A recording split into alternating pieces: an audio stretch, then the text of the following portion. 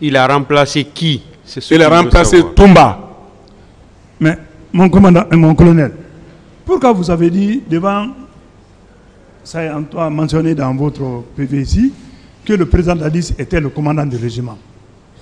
Non, moi, je n'ai pas dit ça. Je n'ai pas dit que le président Dadis était le commandant du régiment. Non. Vous ne l'avez jamais dit? Non. On l'appelle, comme on dit, commandant des forces armées. Là, l'appellation, on donne ça. Le commandant du régiment. Mais pas régiment. D'accord, je passe. Le tribunal va apprécier vos réponses. En votre qualité de ministre de la Sécurité présidentielle, vous avez pris l'initiative sur vous d'arrêter les gens, selon vous, qui sont partis au stade du 28 septembre. Oui. Vous vous êtes référé au ministre de la Justice? Ou bien à l'époque, la justice n'existait pas, c'est vous qui, à la présidence là-bas, tout était permis? Pourquoi vous n'avez pas vu le ministre de la Justice? Non, moi, à partir du moment où je suis parti parler au président, quand il m'a parlé maintenant que de me calmer à l'arrivée d'une mission internationale qui vient, donc je n'ai plus fait part à ça. Je suis resté tranquille. Pourquoi vous n'avez pas informé le ministre de la Justice d'alors pour dire que les éléments de la garde présidentielle qui sont indiqués comme auteurs du massacre du 28 septembre, moi je voulais les arrêter, mais le président de la République m'en a empêché. Pourquoi vous n'avez pas dit ça au ministre de la Justice? Non, moi je n'ai pas dit ça au ministre. D'accord. Mon colonel,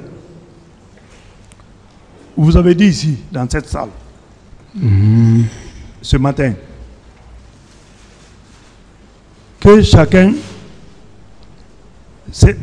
avait ses éléments. Chacun avait ses éléments.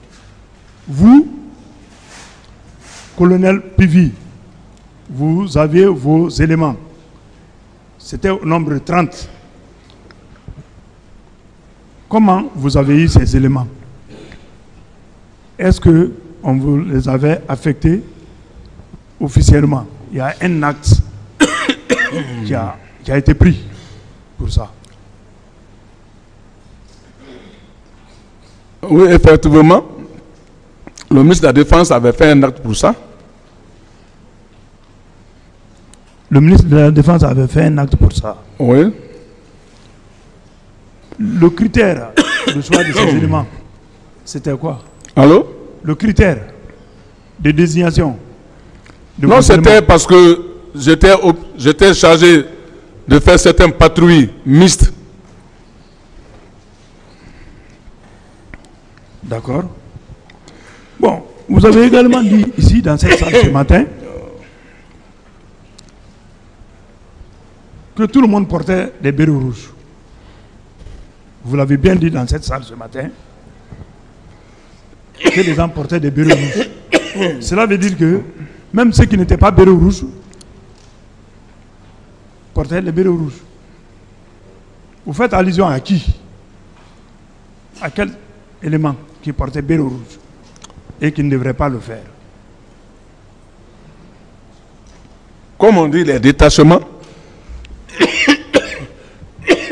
Excusez-moi. C'est-à-dire, comme on dit, quand une fois affecté à la présidence, tu es détaché au niveau de la présidence. Voilà, c'est ça. Donc, tu es obligé de porter le béret rouge.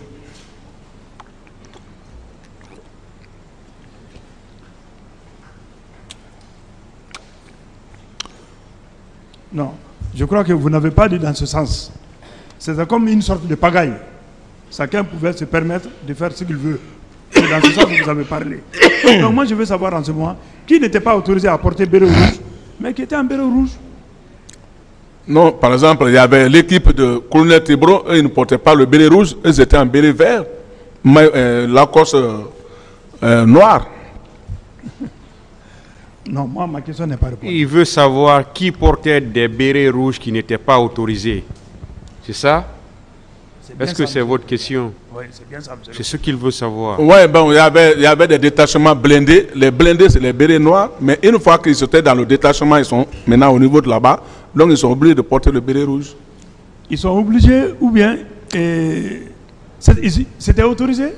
Si, ils étaient autorisés de porter le béret rouge. Donc, ce n'était pas une pagaille en ce moment. Ce n'était pas la pagaille. Mais vous avez dit ici que chacun faisait ce qu'il voulait. Des gens portaient des bérets rouges. J'ai bien dit, à un certain moment, pas le début. D'accord. Le tribunal va apprécier. Dans votre déclaration ici ce matin, vous avez dit la sœur de votre chauffeur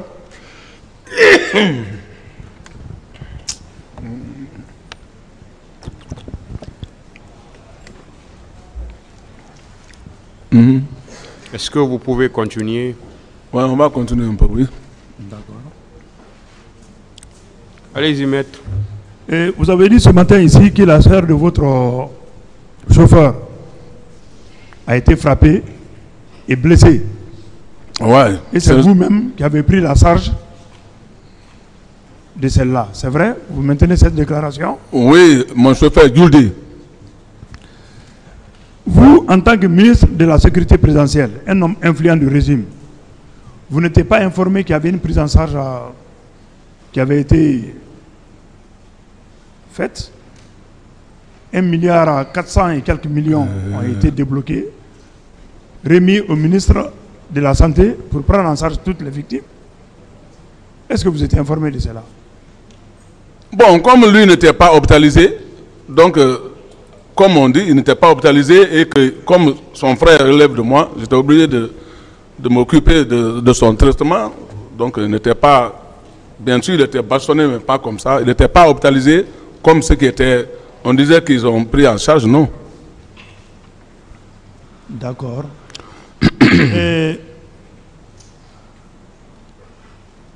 Monsieur le colonel Pivi,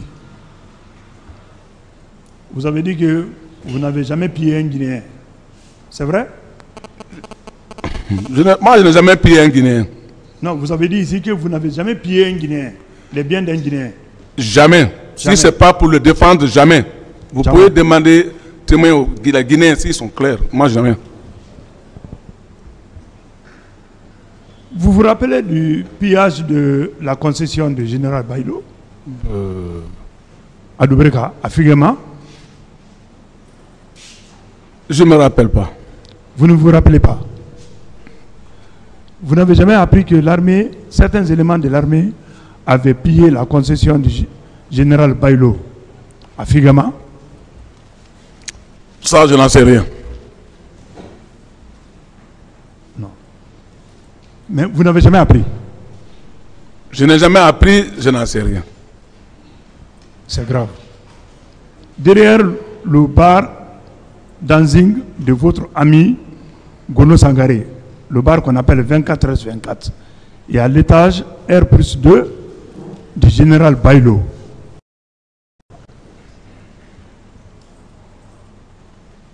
Vous ne confirmez pas? Je n'en sais rien. Pratiquement, vous ne savez rien.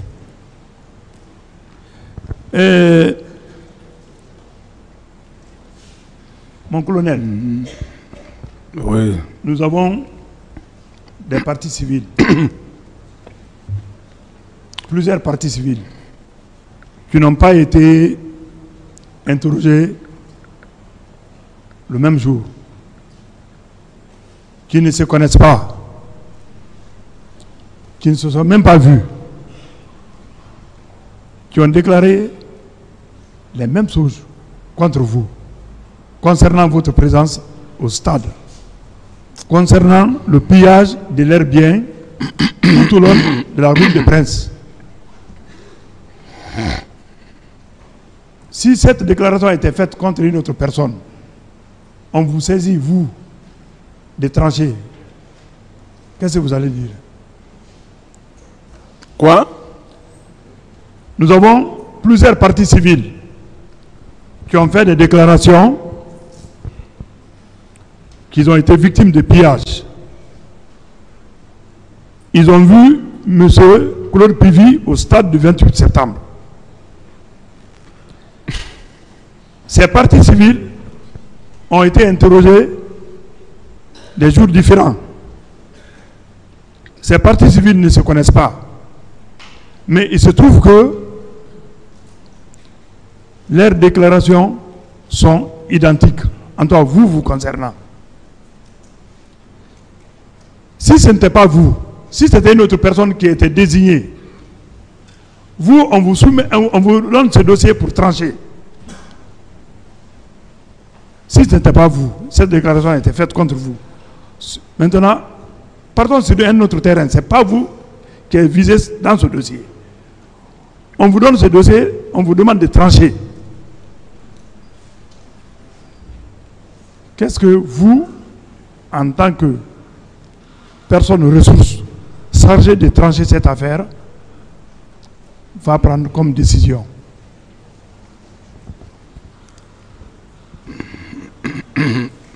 Ah, mais si c'est où nous sommes, on est là à la justice pour trancher, faire sortir la vérité.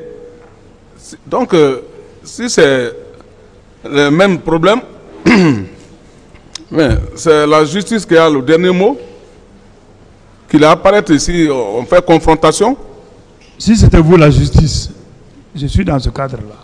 Si c'était vous. Si c'est moi qui ai la justice, oui. Je tranche et je donne la vérité à qui a la vérité. Je vous remercie bien, Monsieur le Président.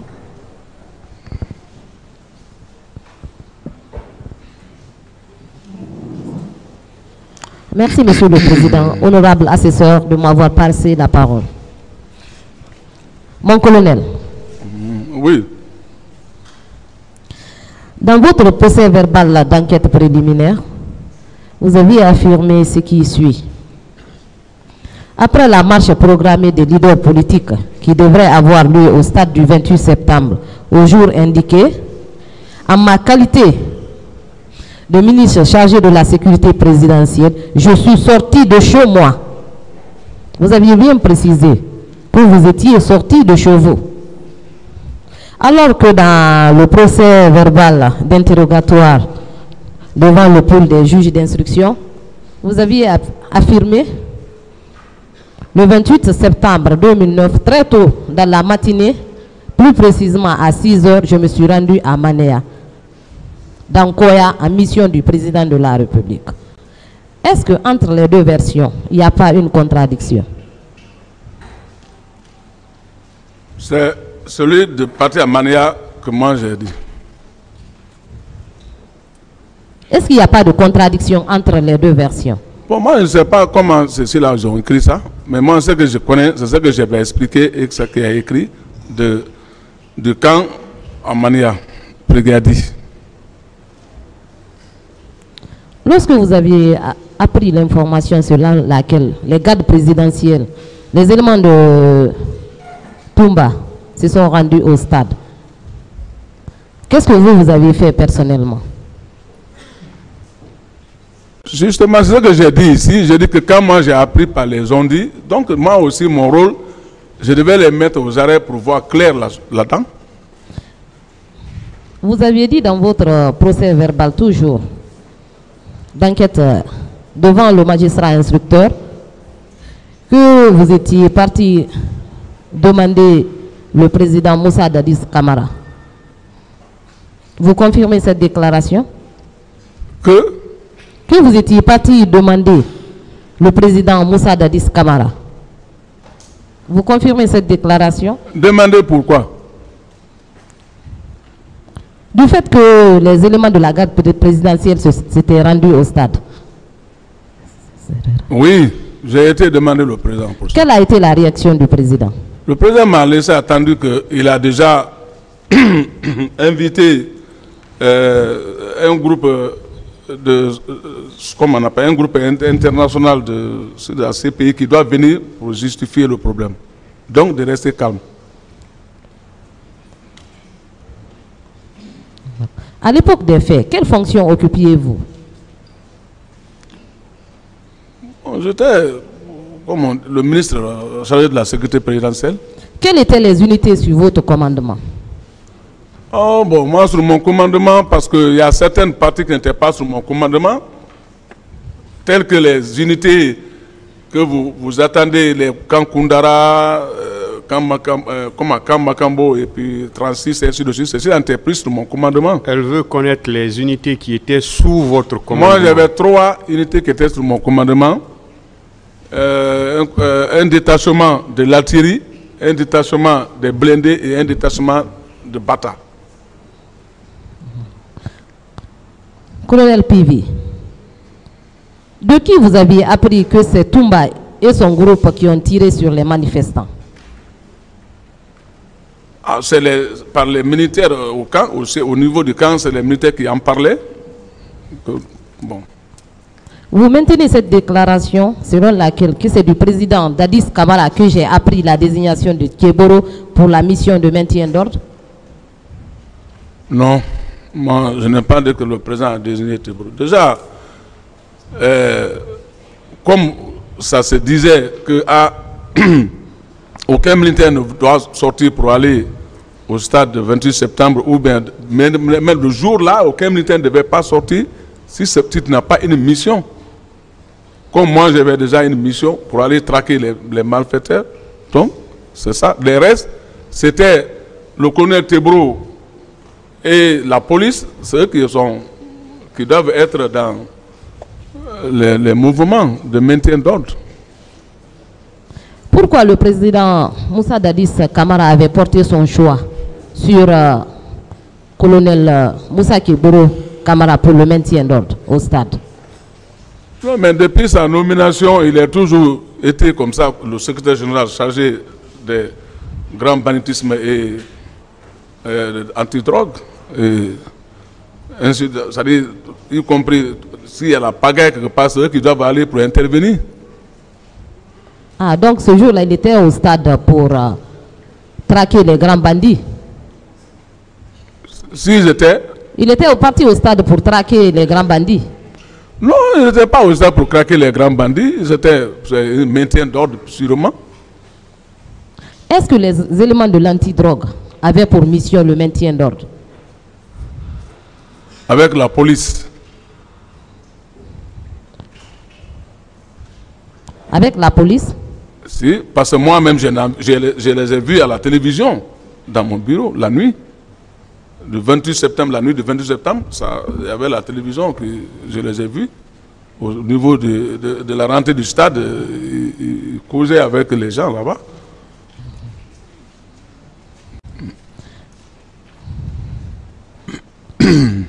Dans le procès verbal d'interrogatoire de M. Aboubakar Toumba Diakité, il est dit ceci. Pour revenir à Pivi, que j'ai rencontré à Bellevue, il était accompagné de plusieurs éléments dans les pick-up et camions. La question que je me suis posée aussitôt, c'est de savoir quelle était la provenance de tous ces hommes. Qu'en dites-vous par rapport à cette déclaration? Là-bas, ce n'est pas vrai. Mon itinéraire était, quand j'ai quitté entre Mania Koya Frigadi là-bas, moi je suis venu à partir de Bambito que j'ai tourné pour aller au camp. Je n'ai jamais été à Amdalaï. Il poursuit. J'ai appris que le même jour, Pivi était avec ses éléments sur l'axe Koza-Anko 5, Cimenterie. Qu'en dites-vous? Quand je quitte Mania pour venir, c'est mon itinéraire, donc c'est là-bas j'ai passé par ce tronçon. Et c'est là-bas que les pillages avaient eu lieu. Qu'en dites-vous? Ah, mais pas devant moi, pas à ma présence, ni mon groupe.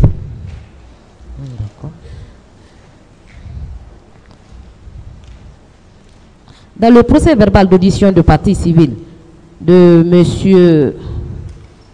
Mamadou Baylosso, il est dit ceci. Avez-vous pu identifier l'agent qui a fracturé votre bras? Non, mais ce sont les bérets rouges de Pivi. Et Pivi était sur les lieux. Et Pivi était sur les lieux. Qu'en dites-vous? C'est pas vrai. D'accord. Je poursuis.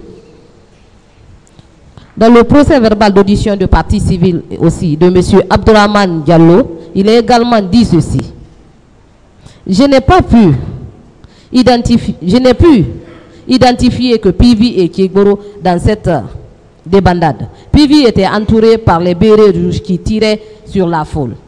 Qu'en dites-vous par rapport à cette déclaration aussi? C'est pas vrai.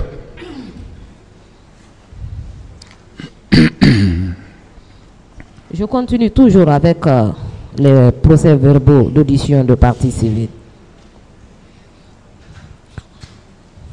Dans le procès-verbal aussi de monsieur et de madame Hawa Diallo, il est dit ceci. Chemin faisant, nous avons rencontré l'équipe de Claude Pivi qui était sur le pont de Madina Marché. Cette équipe nous a fait débarquer du véhicule de la Croix-Rouge pour nous mettre à genoux. Qu'est-ce que vous pouvez nous dire par rapport à cette déclaration? Je n'en sais rien. Elle poursuit. Je précise que ce groupe était conduit par Claude Pivi, que j'ai reconnu parce que je le voyais souvent à la télé.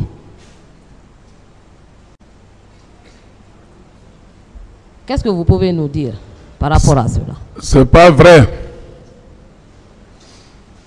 La même partie civile continue. Le mardi 29 septembre, en compagnie de mon grand frère, nous nous sommes rendus à l'hôpital d'Onka, où l'accès a été difficile pour nous. Finalement, nous avons été chassés par les bérets rouges. C'est entre-temps qu'on nous a parlé d'un centre médical dénommé Mama Ariet Conté, ici à Fula Madina. Arrivé au carrefour de Fula Madina, nous avons croisé encore Pivi et ses éléments, qui en criant disaient qu'il possédait une balle pour chaque... Je préfère ne pas prononcer ce mot. Qu'en dites-vous?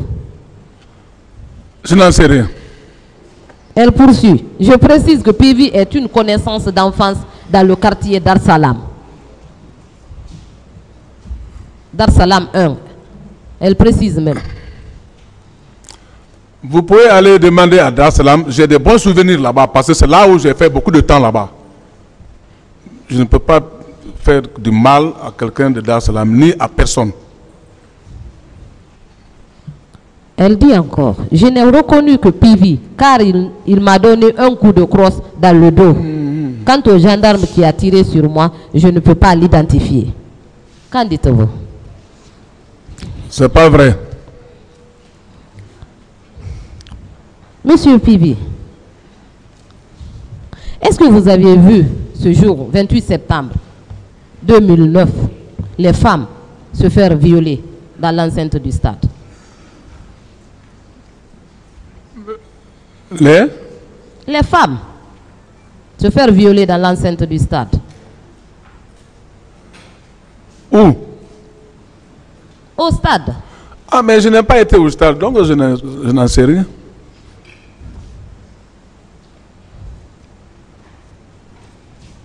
Qu'en est-il des fosses communes? Quoi? Qu'en est-il des fosses communes? Je n'en sais rien. Quel est votre état d'âme, monsieur Pivi, par rapport aux événements du 28 septembre 2009? Ah, mais ça, c'est la situation du 28 septembre. Vraiment, ça n'a pas mis personne en l'aise, ça a touché tout le monde. Moi, personnellement, ça m'a touché. C'est pour cela que j'étais trop imposant sur ça au camp. Donc, pour que la justice soit bien rendue, c'est bon, pour voir au clair. Monsieur Pivi, est-ce que les éléments de la garde présidentielle pouvaient se rendre au stade sans l'autorisation de Monsieur le Président de la République? Si les éléments de la garde présidentielle pouvaient se rendre au stade sans l'autorisation du Président de la République? Non. Si quelqu'un de la garde présidentielle s'est rendu au stade, il faut le demander. Hein. Qu'est-ce qu'il est parti faire là-bas? Vous ne pouvez pas me poser des questions, vous répondez. Bon. Reprenez la question. Je disais, est-ce que les éléments de la garde présidentielle pouvaient se rendre au stade sans l'autorisation du président de la République? Ils ne pouvaient pas se rendre là-bas sans autorisation. Merci, Monsieur le Président. Monsieur Claude Puvi, ce matin, vous avez dit que pendant quelques semaines, le pays était entre vos mains. Ça, c'est à quelle époque? Ça, c'est à l'époque du porte-parole, quand j'étais porte-parole militaire. C'est pendant le CNDD ou bien avant? Non, c'est loin de CNDD. Avant. Avant le CNDD? Oui. D'accord. Et vous semblez prendre le contre-pied du récit de M. Toumba Diakité. Vous avez dit que vous avez voulu l'arrêter et il a pleuré ici à la barre. Cependant, votre PV en date du 10 septembre 2014, page 7, vous avez dit, on vous a posé une question. Selon vous, qui vous a empêché de mettre aux arrêts Toumba? Vous avez répondu. Vous avez bien sûr décidé de le mettre aux arrêts, mais il traîne une troupe bien armée derrière lui. Il fallait être prudent. Entre les deux versions, laquelle on va retenir? Mais effectivement, il avait une troupe derrière lui, mais ce n'est pas parce que j'avais peur de cette troupe-là, non. Comme j'ai été déjà dit que de rester qu'il y a une équipe qui viendra pour parler de rendre la justice de la situation, donc je me suis calmé. Est-ce que vous étiez au courant de la préparation du meeting du 28 septembre? Non. Vous n'étiez pas informé? Je n'ai jamais été informé. Pourtant, vous étiez un homme influent du régime, ministre de la Sécurité présidentielle. N'est-ce pas? Ah, comme vous le dites, mais moi, je n'ai jamais été informé parce que le temps là, maintenant, je n'étais pas tellement... Des dispositions avaient même été prises bien avant et les rôles ont été distribués. Le jour a été déclaré férié.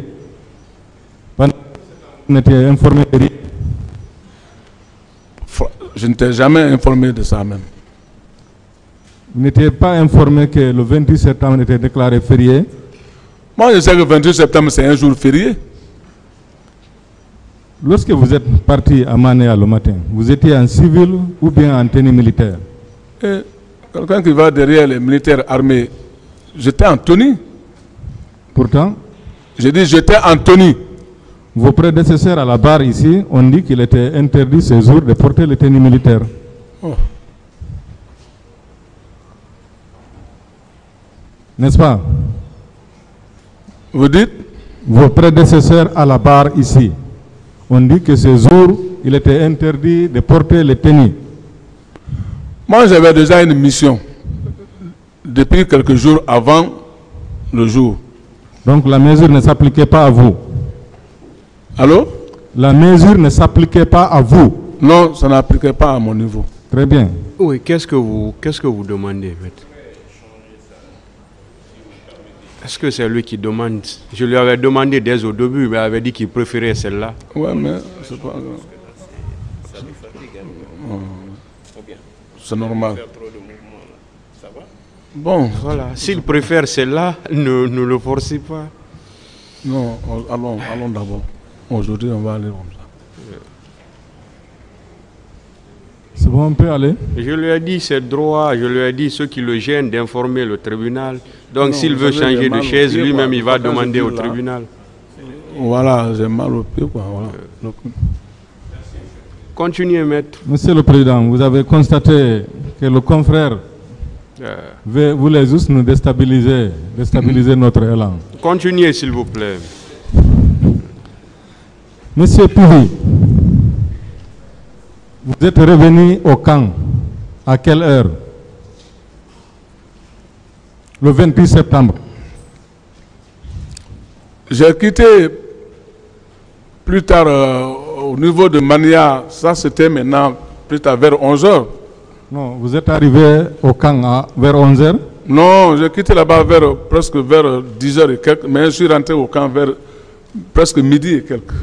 Lorsque vous êtes arrivé au camp, quelle était l'atmosphère que vous avez trouvée au camp? Bon, quand je suis rentré au camp, j'ai vu les militaires, ça passait un peu partout, ça parlait. Il y avait une tension.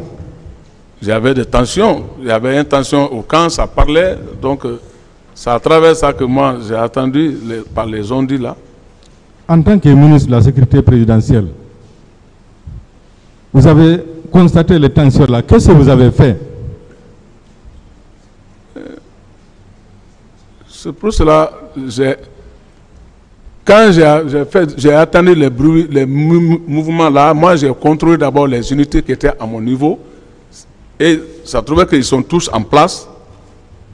Donc je suis parti me reposer. Est-ce que le président de la République était là-bas à ce moment? Si le président était là-bas. Le président a dit qu'il était chez lui, il était chez lui dans son bureau.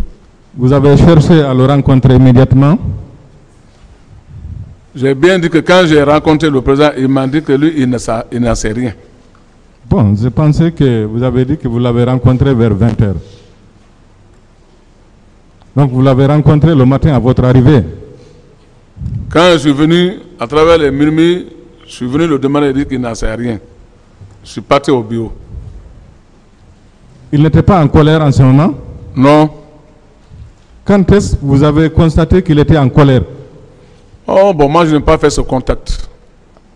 Ce matin, vous avez dit que vous êtes venu voir le président. Il était fâché à cause des dégâts qui ont eu lieu au stade. Vous n'avez pas dit ça? Non. Vous n'avez pas dit ça ce matin? Je dis, je n'ai pas dit ça. Le président fâché, pourquoi? Je n'ai pas dit ça. Quand est-ce que le président vous a dit qu'il était fâché alors? Il a compris? Non, moi, il ne m'a jamais dit qu'il était fâché. Quand est-ce que vous avez constaté qu'il était fâché? J'ai dit à travers le mouvement qui a passé au stade, donc le président était fâché pour ça, parce que ça ne se doit pas. Voilà. Qu'est-ce qui était passé au stade? Le trouble qui est passé au 28 septembre. Trouble de quelle nature? Est-ce que vous pouvez nous décrire ces troubles? Ces troubles-là, vous pouvez les décrire? Quand on a attendu qu'il y a eu certains des militaires qui sont partis au stade, ils sont allés pour faire quoi là-bas? Donc, je vous demande.